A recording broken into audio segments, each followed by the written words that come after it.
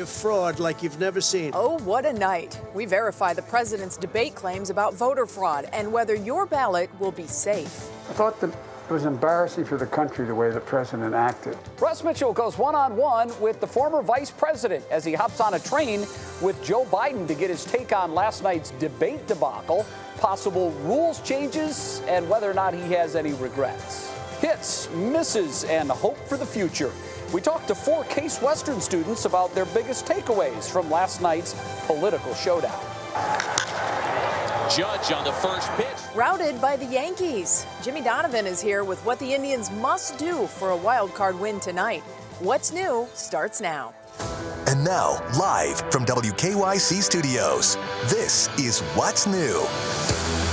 I feel like I'm still taking deep breaths, like trying to calm down after last night's debate. I need a standing 8 count. That's what I need. Just like, between the debate and the Indians game. Yeah, it was a very, very rough Tuesday evening for a lot of folks, unfortunately, here in the CLE. Good Wednesday afternoon, everybody. I'm Betsy Kling here with my partner, Jay Crawford. It was Cleveland's chance to shine in the national spotlight, but the first presidential debate didn't go as really anyone had hoped. Neither candidate landed many points when it came to their platform, and their message to voters was lost in attacks for many viewers. So we basically got 90 minutes of what I characterize as kind of chaotic discourse, right? I mean, it was a little bit crazy there. Both candidates were arguing, talking over one another, blasting past the rules that both teams had agreed to. Here's a look at what many are calling a low point for American history. Everybody knows he's a liar. But you I just want to make sure. Joe, you're the liar. I want to make sure. Graduated last in your class, not first in your class. I want to make sure. Mr. President, can you let him finish, sir? Proud Boys, stand back and stand by. Well, the Commission on Presidential Debates came out today and said they will be making changes to the next 2 presidential debates to bring some order. Those changes may include muting a candidate's microphone if they violate the rules that, as we said, both parties had agreed to. Now, since the debate, there's been new developments on how the commission is going to be implementing those changes.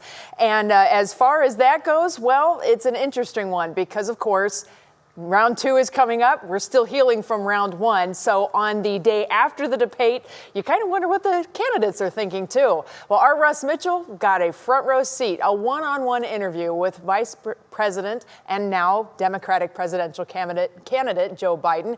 Interestingly enough, it was on the rails, Russ, after last night kind of went off the rails. Right. So what did he have to say about last night's debate? Betsy, we interviewed the former vice president in Alliance on board an Amtrak train, sticking with the theme here. He's riding today for campaign stops here and throughout Pennsylvania. I began with a question that I intended to be a break the ice question. How are you doing today after a fairly uneventful night in Cleveland?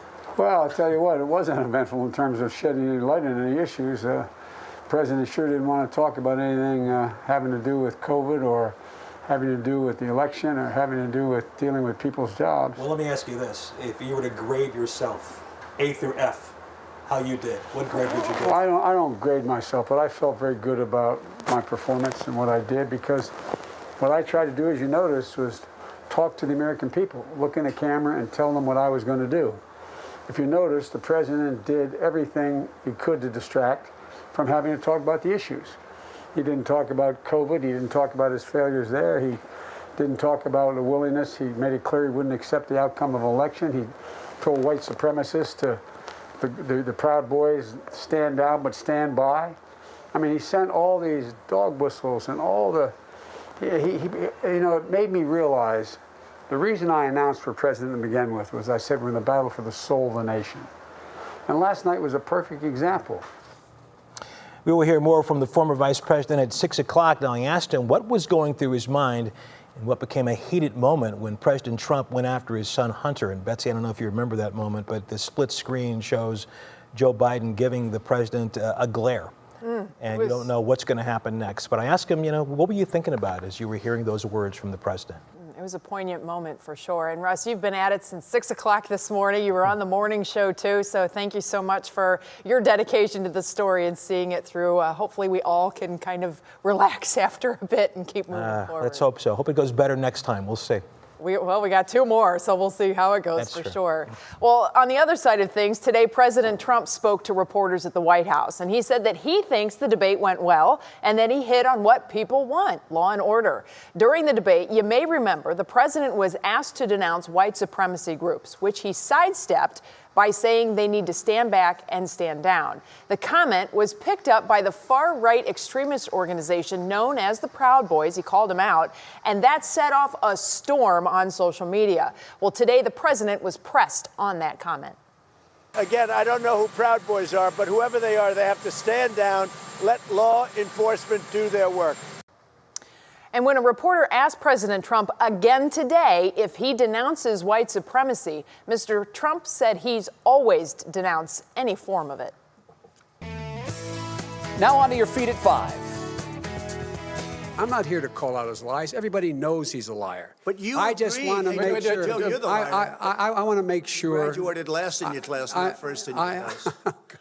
I want to make Mr. sure. President, can you let him finish?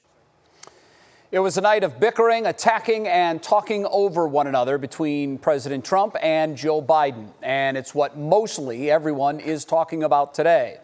I had the chance to sit down this morning with 4 Case Western Reserve students who are very much involved in politics to get their takeaways. I think President Trump had a strong initial performance in the first 10 minutes. But after around that point, it, frankly devolved into chaos and vitriol back and forth. I think Biden did have the edge with the healthcare topic. My standard of what is a presidential debate, how should each candidate conform themselves is usually what I pay attention to. So their posture, their tone, and their ability to handle questions, inform people about their own policy, as well as tackle the opponent's policy. But unfortunately, what I didn't see was almost none of that. I think, as we all saw, President Trump was interrupting Chris Wallace and Biden pretty consecutively. I was disappointed that there wasn't more discussion of policy. And I do think Biden did get a lot of opportunities to discuss his policy. And I really respected his way of reaching out to the American people, and there were many instances in which he spoke out to the camera directly to the American voter at home. So they just didn't let the American people hear what both sides had to say and hear how they would be a good president. Did you hear anything from either candidate last night that you believe would change people's minds on how they're going to vote on Election Day? I really am not convinced either candidate made a convincing case for why you should vote for them. You can probably say Trump gave more information about his own campaign and his own record than Biden did, but a lot of that was nullified by, again, the vitriol. At this point, Trump has made it very clear what he stands for and who he stands for. And if you're okay with that, or you're still thinking about that, then you've made your decision. I mean, his aggressive behavior on top of his inability and unwillingness to denounce white supremacy, that right then and there should have drawn the line for undecideds. Give some advice to both candidates for the next 2 debates, what you would hope to see and what America deserves to see. But the entire conversation, as you previously said, should not be just on what you have done. It's what you will do for the American people. Trump should not be running an anti-Biden campaign, and Biden should not be running an anti-Trump campaign. You should listen to the other person. So if I were advising Donald Trump, I'd highly recommend him to articulate his successes going forward. And if I were advising Biden, I'd recommend that he goes less off the scripted talking points. Well, the students agree that the end game in a debate, and they're right, is for both candidates to lay out what they hope to accomplish should they be handed the public's trust. And all 4 students, Betsy, couldn't have been more clear. Neither candidate accomplished that last night. And we talked a little bit about what they hope to see in the next 2 debates. And their wish and their hope is exactly what all of ours was going into last night's. let each candidate talk about what they stand for, what they want to accomplish. And one of them made such a great point. Even though Trump's only been in public office for 3+ years, we know what he's done. We don't need to hear it over and over again. Mm-hmm. And Joe Biden's been in public service and elected office for nearly 50 years. They want to hear more about what they're going to do than what they've already done. And I told you this a while ago, Betsy, and I want to say it on air. I was depressed last night when I went to bed. I really was. This is our choice for the 2020 election. And this is supposed to be the greatest experiment in the history of democracy on display. And last night what we saw was an embarrassment. There's no other way to characterize it. And I was depressed. But after speaking with the 4 young students from Case Western Reserve this morning, I have a renewed sense of optimism. I think the adults should take their cues from the youngsters on how to act in public, how to act like a presidential candidate should act or a president of the United States should act. We can't get to the young kids fast enough, in my view. I agree, and I think a lot of people are still waiting on answers, and they have 2 more debates to wade through here in the next month before Election Day. So certainly there's still a lot of information to come, and hopefully it's going to be polite and concise and stick to the rules and not stressing us out. That's the hope. Was there a clear winner in last night's debate? NBC's political director Chuck Todd joins us live with the wins and the losses of the night. That's coming up. And your new job. There are lots of great industries that are expanding and hiring, even during the pandemic. We have some options for you to consider. And Matt, what's coming up in the forecast? Hi, Jay. We could have used some heavy rain over the ballpark last night to wash out that Tribe game. Tonight, hopefully, they'll fare better. It does look like we will be having some showers across Northeast Ohio, not just tonight, but over the next couple days. We'll take that forecast through your Northeast Ohio weekend coming up.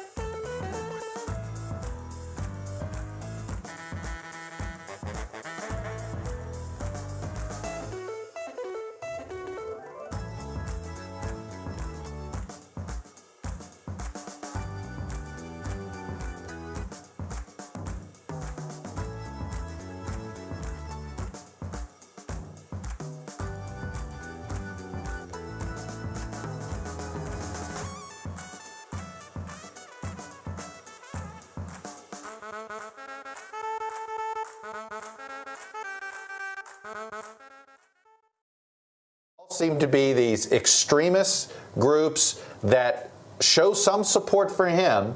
People wish he would denounce it, and he can't bring himself.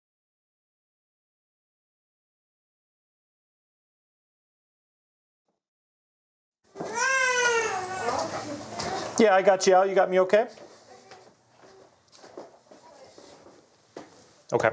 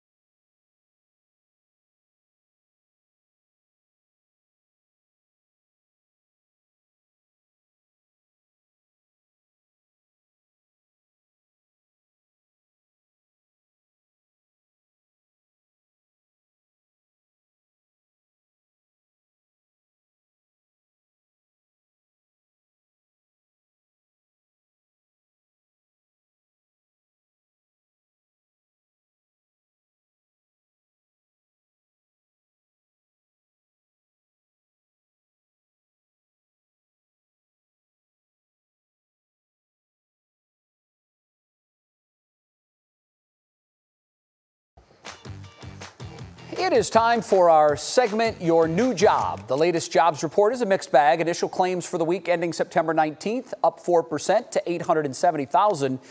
But how about the good news? Private sector added 749,000 more jobs, and that means there are opportunities out there for people looking for work. Consumer investigator Danielle Serino has been poking around. She spoke with employment experts about the industries and companies that are looking for help. I like being with people. I miss that interaction every day. I miss being productive.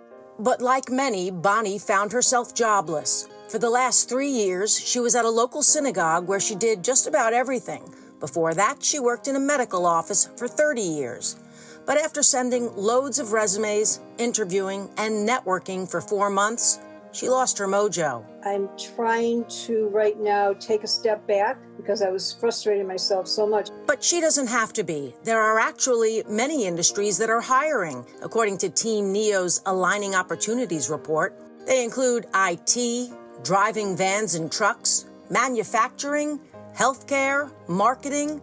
Many of them are entry-level, offer on-the-job training or tuition reimbursement. Even some of the Amazon, say, related jobs and the distribution-related jobs, on the surface, they might not be those that pay the famous wage you want. They do offer secondary benefits, so things like tuition reimbursement. So you can start taking classes on the side to really think about upskilling and reskilling and things like that. Then there are all the remote jobs that arose because of COVID. Just ask the people at Flex Jobs, a site that specializes in work-from-home spots and part-time gigs. It seems like employers have pivoted really quickly and have just started hiring this way as a way to continue bringing people on, continue doing their work, but just not have to do it in the office. The need for customer service agents is soaring, which doesn't require a lot of experience. The same with sales. Sales can also be one of those areas where you start at a lower level, but you can work your way up pretty quickly if you have those kinds of interpersonal skills and communication skills. What they suggested to me was don't just look for necessarily the job.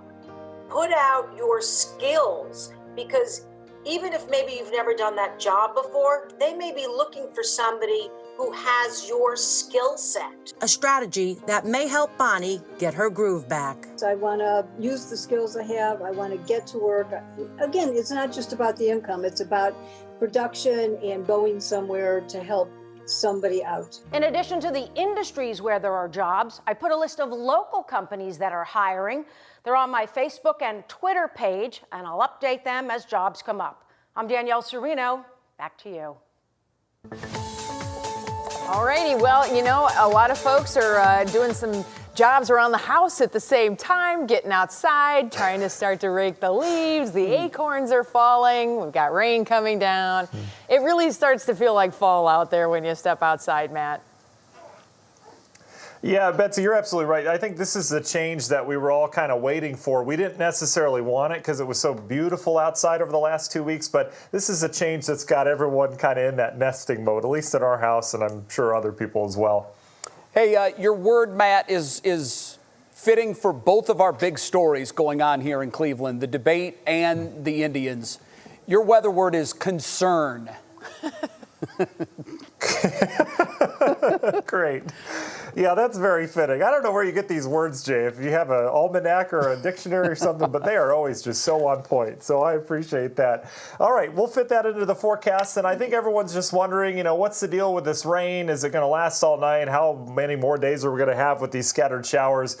Can I get outside the house? Well, if you got outside earlier today, it was nice. We had the sunshine, and this is the way the next couple days are going to go. We're going to build up the clouds as we go throughout the midday and afternoon hours, and then boom, you get those showers and that peak heating of the day. That is a sign of a very unstable atmosphere above us and a very cold atmosphere above us as well. Temperatures at the surface today, we're in the 60s. We were a touch warmer than yesterday. We've got a very brisk southwest wind across the viewing area. Your gusts are in the yellow number there, and you can see some of our gusts approaching 40 miles per hour, mainly off towards the north, towards the lakeshore where we're getting the strongest winds, a little lighter down towards the south. This is a little area of energy. It's not just the diurnal heating that we have causing these pop-up showers. This is actually a little wave of low pressure that's heading through here that we were highlighting yesterday. You can see that initial push of energy moving through the area with some pretty widespread rain. It's quick moving though, but pretty decent downpours pushing into Trumbull County. That extends back into areas of Geauga County, down towards Streetsboro, Fargo, Akron, Cuyahoga Falls getting some rain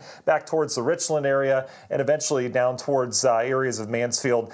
You'll be getting wet here shortly. But this is all going to kind of trigger some more downpours as we go throughout the evening hours. The bigger picture, look at how much of the northern tier of the country is enveloped under this area of low pressure. And there's actually several other little areas of low pressure rotating along the main one up towards the Hudson Bay. Bottom line, we're going to stay in the same pattern over the next couple days, and we're even going to drag some of this cooler air south. You'll really notice that Friday on into Saturday. But overnight tonight, you can see there goes the rain. After we lose that daytime heating, we should lose most of the moisture. We should wake up to sunshine across a good portion of the viewing area tomorrow morning, but likely as we go throughout the midday and afternoon hours, there you go, the popcorn downpours across the area. No reason for concern, though. If you're planning any outdoor activities, you'll just have to pack the umbrella because they'll pass through quickly. And then we're back down into the 40s, another chilly night tomorrow night. And Friday looks more like we'll have lake effect showers, and the rest of us will be dry as that cooler air really gets here. Universal Windows Direct 7-day forecast, 55 on Friday. We do start to warm up into the 60s as we go into next week. In terms of rainfall chances this weekend, Saturday looks good, but Sunday we'll have rain moving back into the area, and that will likely linger into Monday. So it's that time of year where we're really dodging these rainfall hits in between those dry hours that we'll have in between. Definitely feeling cool out there, and by this weekend, man, it's sweater weather all the way for sure. All right, Matt, thanks so much. We'll check in with you again in just a little bit. And still ahead for us here on What's New, NBC's political director Chuck Todd will join us live to break down which candidate won the debate and what he knows about the possible debate changes. And Bets, we have the incredible story behind these two dogs. How one is helping the other navigate through life. It's a great story. It's our Worth the Watch, and it's coming up.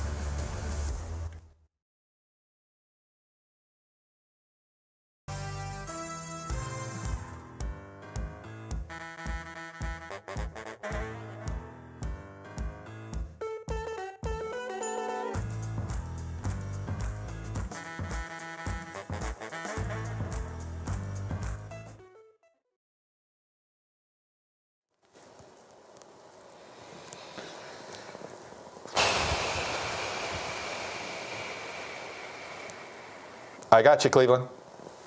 Yeah.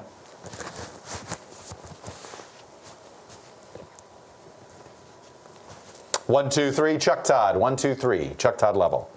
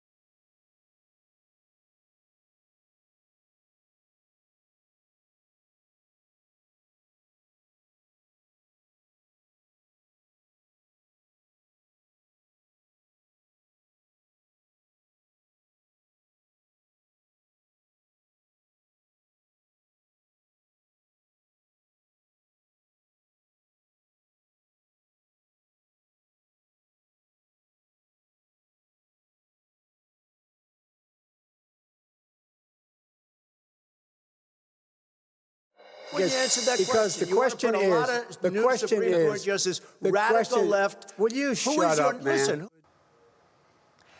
Last night's debate got ugly, and at times it was hard to watch. And both candidates were attacking each other, and it left a lot of folks feeling there was very little substance for voters. Yeah, hard to keep score, too. Not sure anybody landed any punches, but Chuck Todd watched, and we bring him in now from NBC's Meet the Press to tell us what his impressions are. Chuck, good to see you as always. The Commission of Presidential Debates is adding new tools in order to try to maintain some sort of order for the second and third debates. Have you heard at all what those tools might be? We haven't, and look, the most likely tool is some way of basically turning the mics on and off, you know, only trying to turn them on when they speak and when it's their time to speak, and then turning them off when they can't. The problem with this, and I say this to you guys, you know our business well, the next debate is a town hall debate.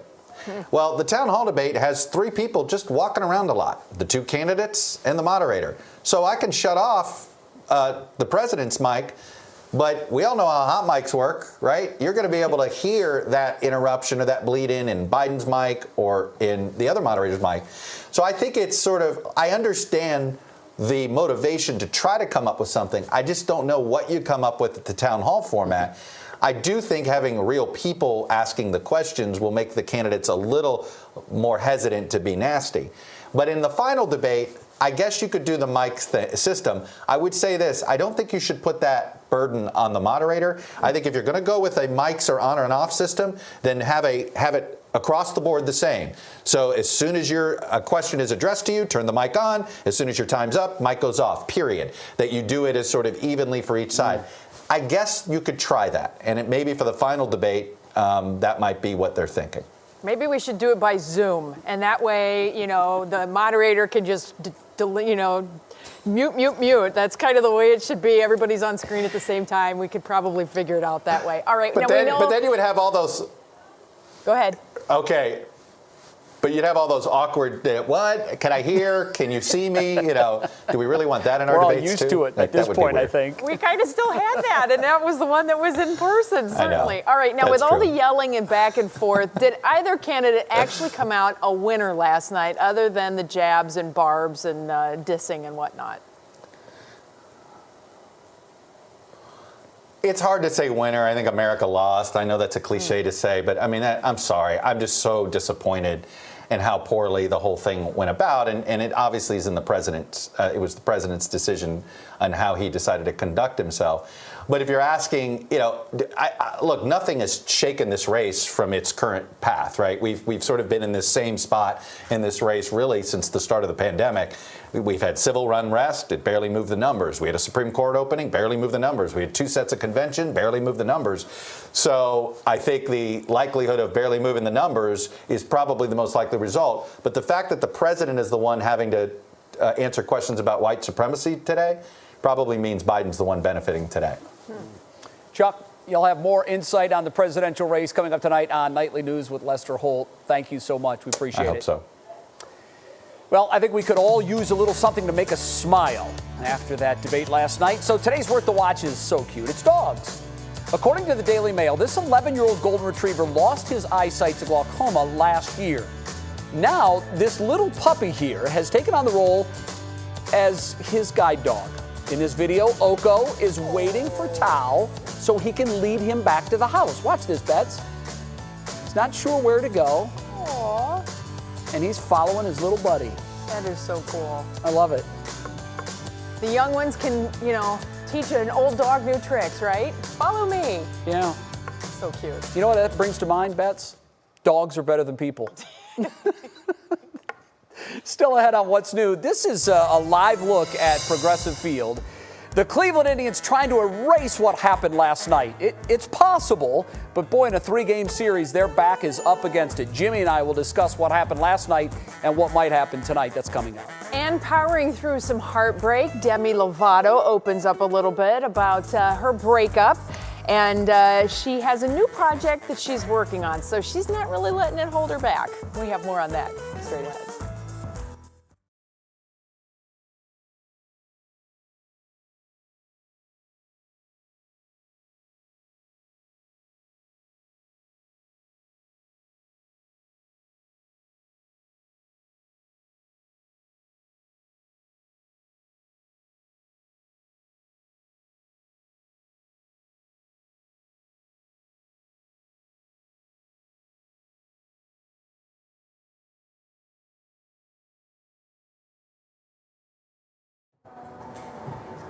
I do. Hi, Al.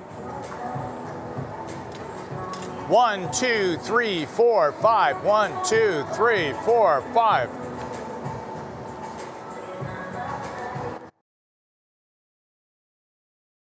Hey, Al. Mic check. 1, 2, 3. Good evening. I'm Laura Queso. Thanks so much for joining us tonight.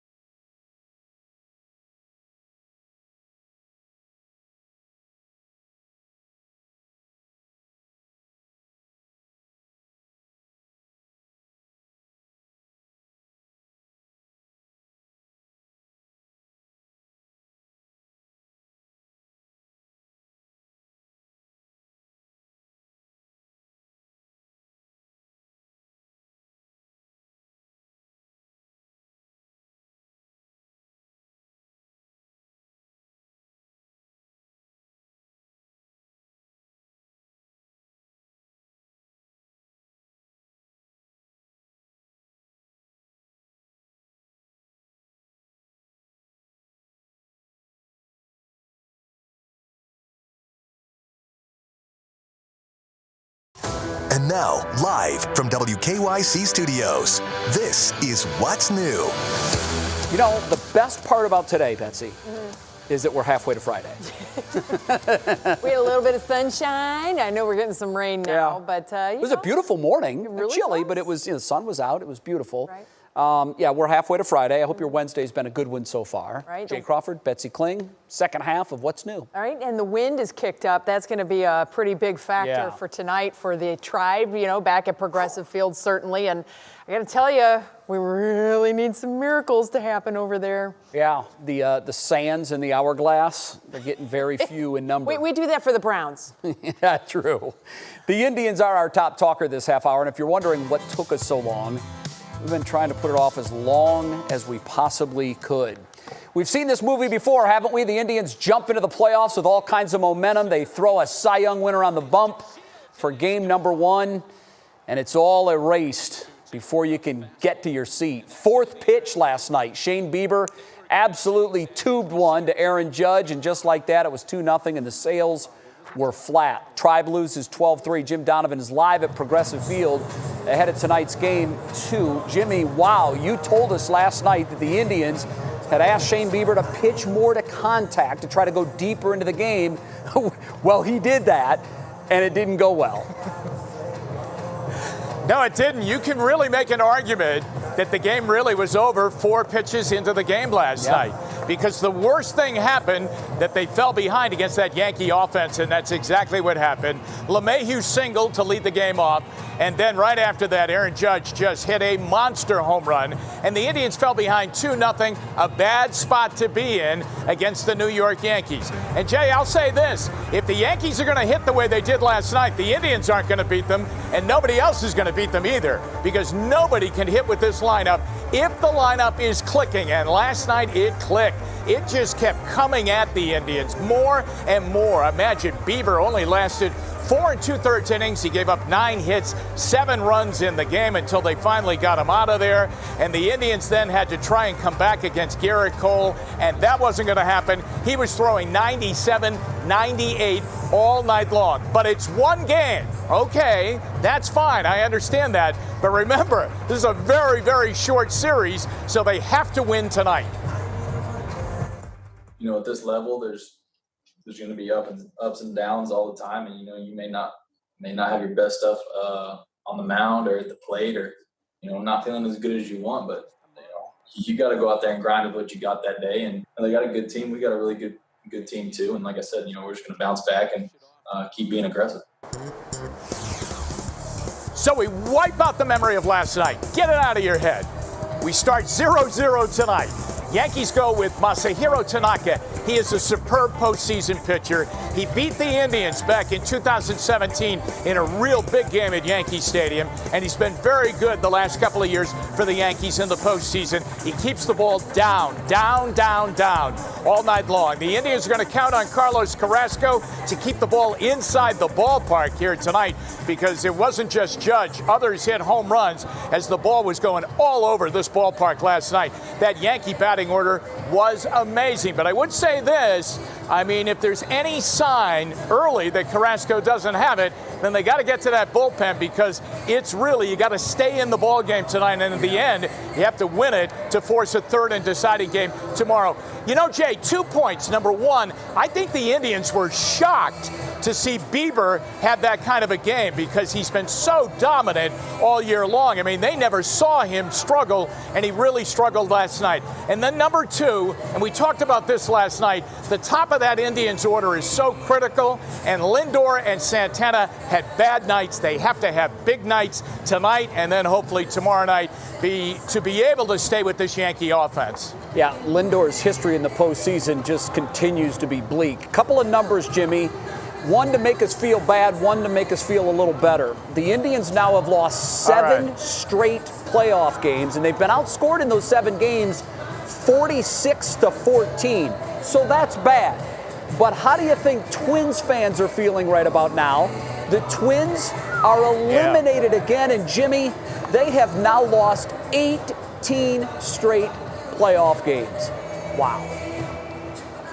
Jay, that's a record for any pro team in North America, not just in the major leagues, in North America. You know, the other thing, go back to your first number, the surprising thing about the number about the Indians losing those games in a row, a lot of them, Jay, are here at Progressive Field. Remember, they couldn't beat the Cubs in the World Series, couldn't beat the Astros, couldn't beat the Yankees in that critical 5th game here back in 2017, and they fought so hard to play here, and yet they don't really play that well here. It's unbelievable. When we left Chicago up 3-2, it felt like, you know, everything was going our way, and nothing's gone our way since. Jimmy, hopefully we'll have a different result tonight. We'll see you at 6. All right, well, let's change directions now. Get another check of some of the headlines making news today. Laura Queso joins us from the newsroom. Good afternoon, Laura. Good afternoon to you, Betsy. Let's get to the numbers. The number of COVID cases in the state is again more than 1,000. Now, we had 1,080 cases today, exactly 79 cases over the 3-week average. There were also 21 deaths. That's just below the average. An investigation is underway right now after a Shaker Heights police officer was caught on 3 news cameras flipping off a group of Black Lives Matter protesters. This was in Cleveland yesterday. Shaker officers were helping with the security near Wade Oval for last night's debate. After the incident, the officer was removed from duty and we're told now on administrative leave. The officer's name is not being released. Ford is recalling almost 1 million vehicles, including its best-selling F-Series pickup trucks.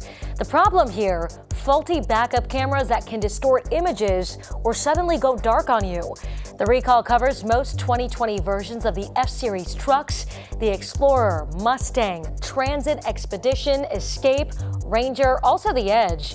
Now, you will be notified and dealers will fix the cameras for free, but that is a lot of cars on that list, Betsy. It definitely is. Well, we'll see you coming up for What Matters Most starting in 23 minutes. That's right. Thanks, Laura. Ultimate Tribe fan. We surprise a young baseball player with big dreams of becoming a broadcaster. Betsy, you got to see this. It's a lot of fun. You know Tom Hamilton is one of my favorite people on the planet, so I Mine can't wait too. to see that. Well, Demi Lovato is not sitting around sulking after breaking off her engagement. We have all the details on her latest project. And Matt, what's going on outside? Hi, Jay. The winds, they are blowing across northeast Ohio today. That is a sign of change that's moving in, and that change we've been alluding all week is some much cooler air that'll push in. We'll let you know the latest cool numbers coming up in that forecast.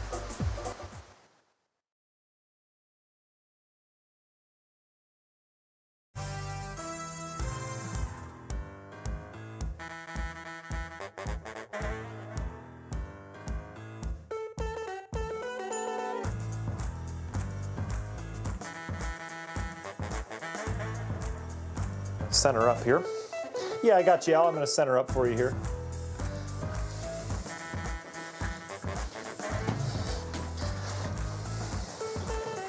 Is that better?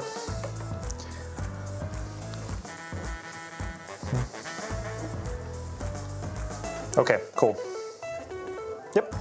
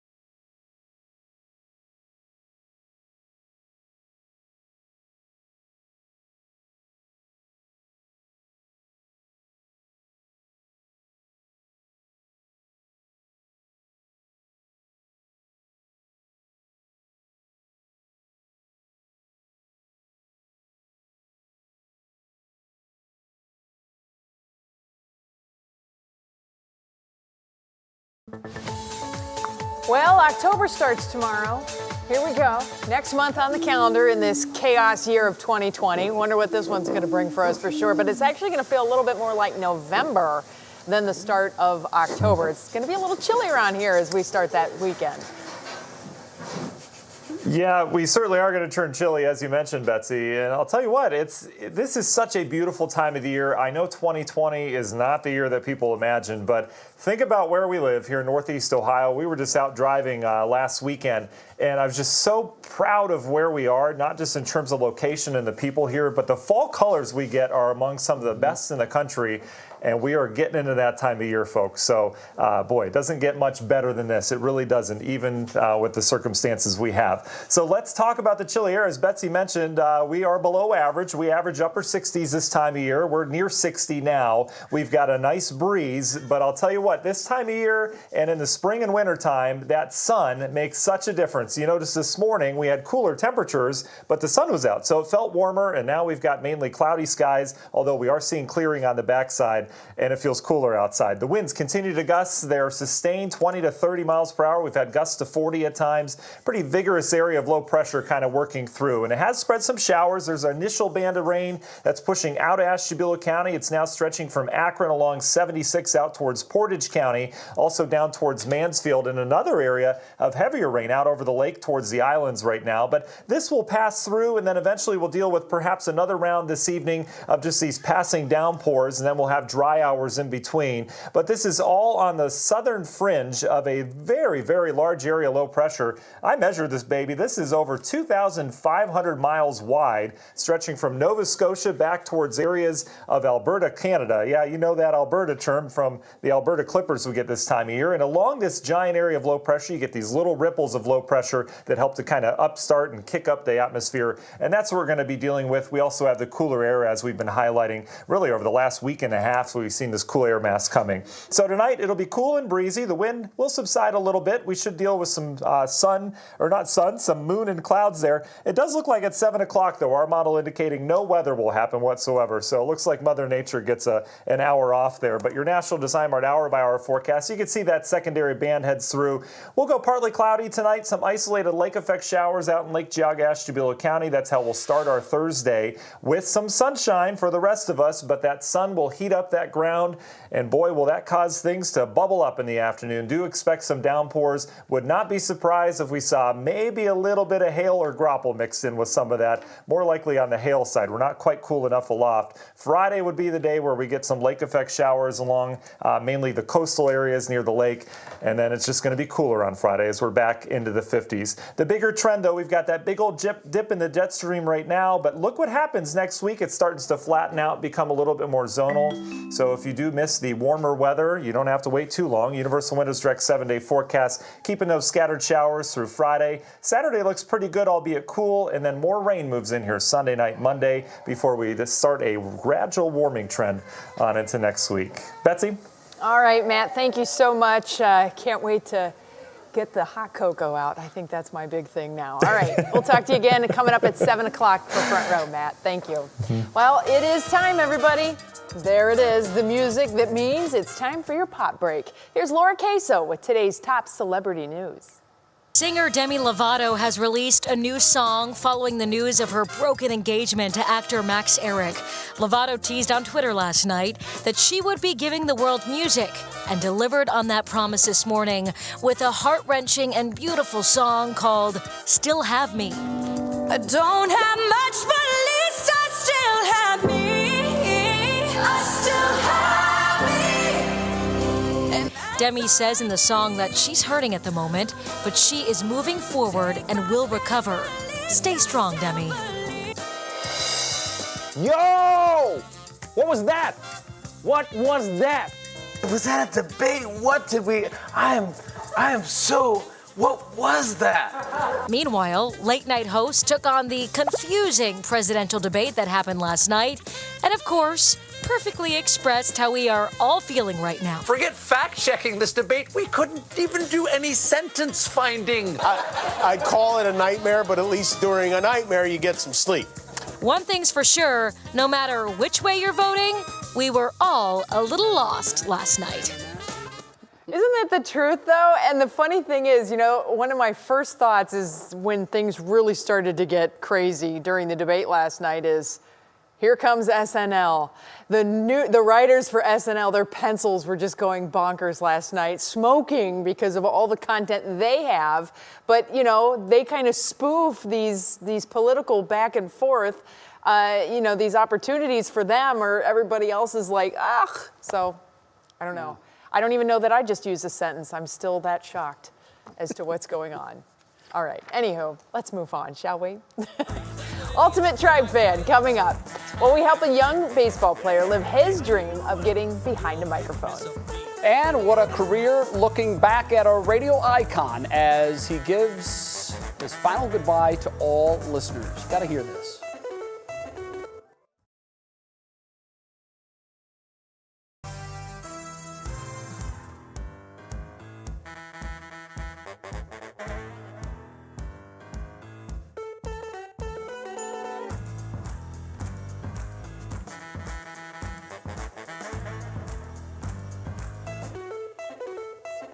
Yes, I do.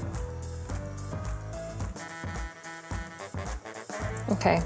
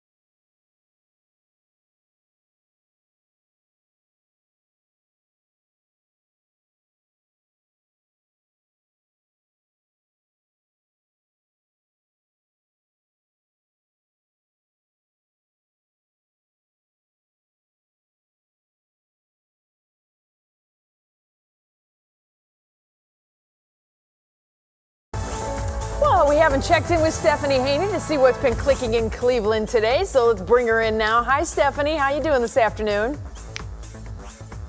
Hi, Betsy. I'm doing great, especially because today we get to honor Northeast Ohio radio icon Jeff Kinsbach, who signed off for the last time today after 50 years in the business. Listen to this. 1.5 to the O&E. Jeff Kinsbach here for the last time.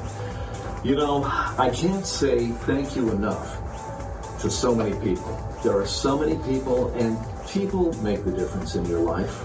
They really do. Great game. What a message there. Jeff clearly had a great time with his people, his work, as you can see there with co-host Sandra Miller and their co-workers. He joined WONE in 2013 after years on the Jeff and Flash show on 100.7 WMMS. And by the way, Jeff was a major force in getting the Rock and Roll Hall of Fame located in Cleveland. He says now he'll be rocking and wheeling around the country doing all the things he never had time to do before. Congratulations on your retirement, Jeff. The airwaves in Northeast Ohio will certainly miss you. And tomorrow is the first day of October, so that means Halloween is upon us, and that means trick-or-treating. Now, every city is doing this differently right now, and some have canceled it altogether. That's the case in Fairlawn, where there will be no trick-or-treating whatsoever. But in other places, it's being held on Halloween because it falls on Saturday this year. So in Akron, those hours are 5 to 7 p.m., and in Westlake and Willoughby, trick-or-treating is being held from 6 to 8 p.m. on October 31st. We've got a full breakdown on WKYC.com and our WKYC app, so no matter where you are, east side, west side, south side, anywhere in Northeast Ohio, we've got you covered for your trick-or-treating needs. Back to you, Jay. All right, Steph, thanks. And congratulations to Jeff on a wonderful career. Enjoy your retirement. Well, despite a tough loss last night, we know the Cleveland Indians fans are, if nothing else, resilient, and we're not giving up hope, at least not yet. We're celebrating a few Ultimate Tribe fans this week with some fun surprises. So we want to introduce you to a young man with big dreams who got quite the birthday present earlier this week.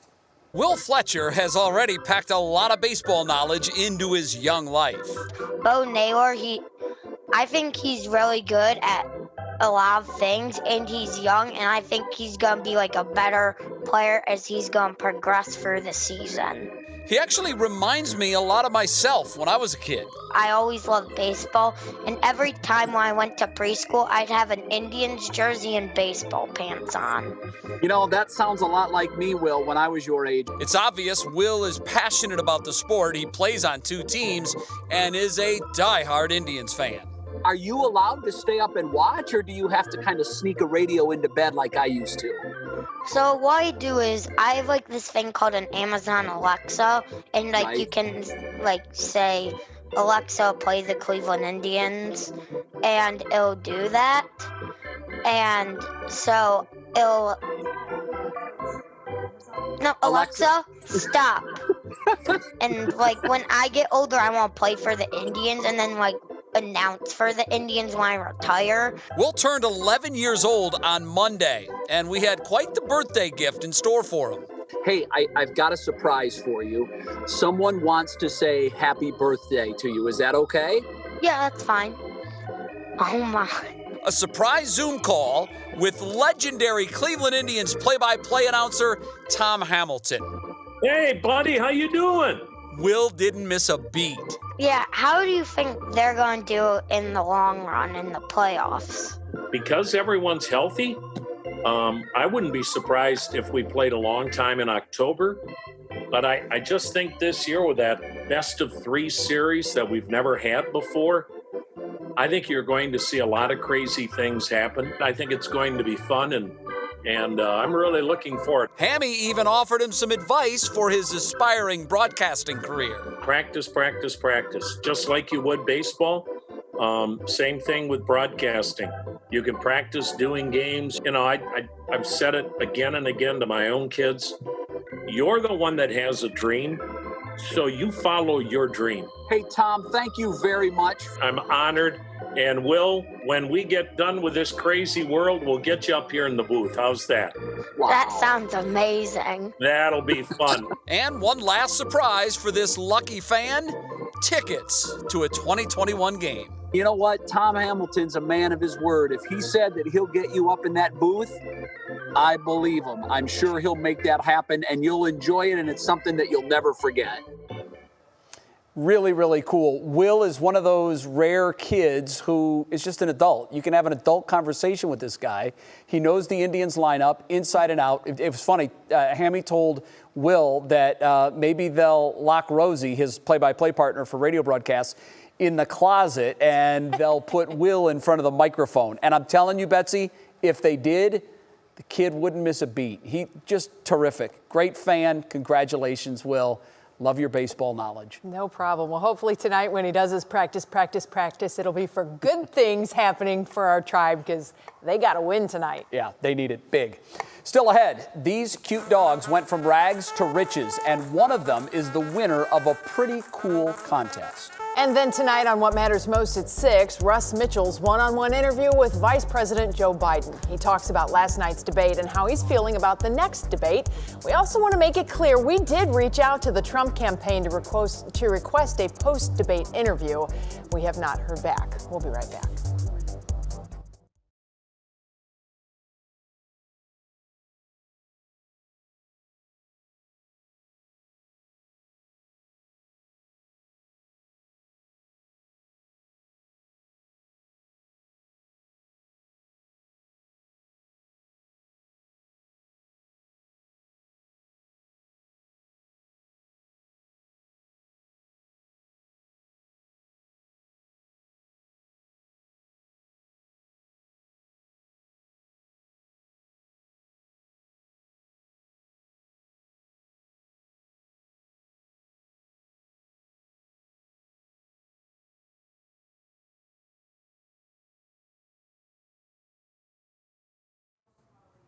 Hey, mic check. Good evening. I'm Laura Queso. Thanks so much for joining us.